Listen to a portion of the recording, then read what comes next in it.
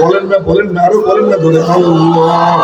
যদি মহব্বত নিয়ে একবার বলে আল্লাহ, তাহলে রহমাতুল্লাহের কথা, ও যত কিছুই করুক, যদি ঈমানের নূর নিয়ে মরতে পারে আর কোন নেক আমল নাও থাকে, জাহান্নামের গর্তে যদি পড়াও যায়, তো রব্বুল আলামিন কিয়ামতের দিন কি করবেন জানেন নি? আল্লাহ বলেন না আল্লাহু আকবার।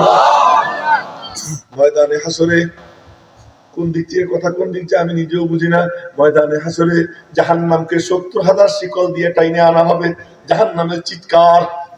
জাহান্নামের চিৎকারে পুরো ময়দান থরথর করে কাঁপতে থাকবে।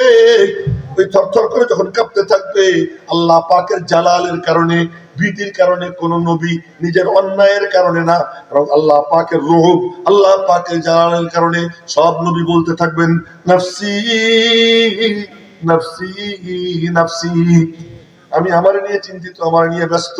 কিন্তু যখন দাও দাও করে আগুন জ্বলে, সব গাড়ি বন্ধ হয়, ফায়ার সার্ভিসের গাড়ি ঠিকই চলে, ফায়ার সার্ভিসের গাড়ি চলে, বিশেষ ধরনের আওয়াজ দেয়, হুইসেল দেয়, ফায়ার সার্ভিসের গাড়ি চলে।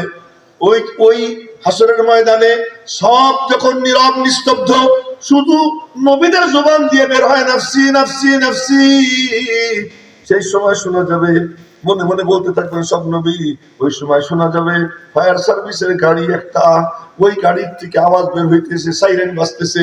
কি সাইরেন জানেন? কি সাইরেন? সবার কানে আওয়াজ যাবে, কান খাড়া হবে, সাইরেন বাজবে। কি সাইরেন?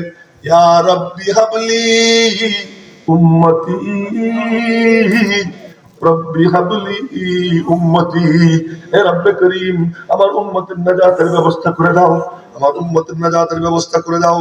বুখারী শরীফের হাদিস, নবীজি বলেন, আমি আল্লাহ পাকের বাড়ির গেটের সামনে যাব। ওই হাদিস লম্বা করে বলতে গেলে 1 ঘন্টা দরকার, আমি শুধু সংক্ষেপে বলতেছি।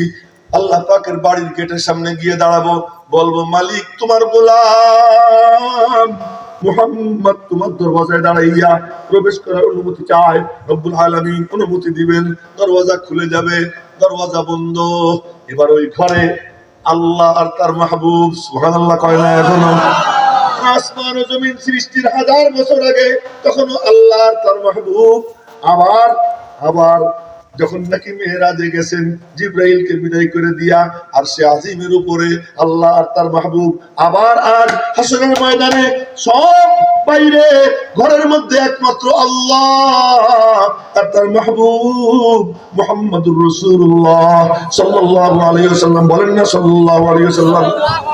রব্বুল করিমকে দেখবো, দেখা আমি আর কোনো কথা কইতে পারবো না। এত রাগ, এত রাগ, এত রাগ, এত ভয়ঙ্কর রুদ্র যে আমি আর কিছু কইতে পারবো না, মুখে কোনো কথা আসবে না। মালিকের কদম পিছানো থাকবে, কদম পিছানো থাকবে। ফাইদা রাআইতু রাব্বি খারারতু লাহু সাজিদা, আমি আমার রবকে যখন দেখবো, সিজদায় পড়ে যাব। সিজদায় পড়ার পরে চোখের পানি পড়তে থাকবে, কোনো কথা কইতে পারবো না। মালিকের গজব রহমতে বদলাইয়া যাবে। আল্লাহ পাক তখন আমাকে শিখাইয়া দিবেন, দোস্ত তুমি এই কথাগুলো বলো।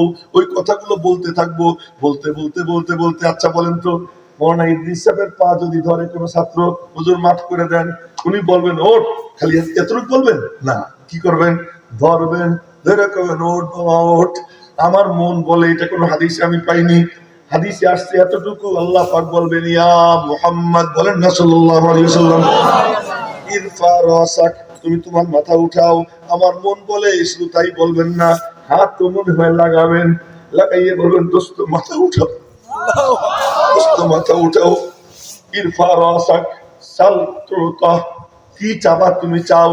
ঝুলি পাতা তোমার কাম, দেওয়া আমার কাম, বলা তোমার কাম, শোনা আমার কাম, সুপারিশ করা তোমার কাম, কবুল করা আমার কাম। তোমার মতো এত বড় ভিক্ষুক নাই, আমার মতো এত বড় দাতাও নাই। তুমি ঝুলি পাতো, ঝুলি পাতো। নবীজি ঝুলি পাতবেন আর আল্লাহ পাক দিতে থাকবেন, দিতে থাকবেন। আল্লাহ পাক বলেন ওয়ালা সাউফা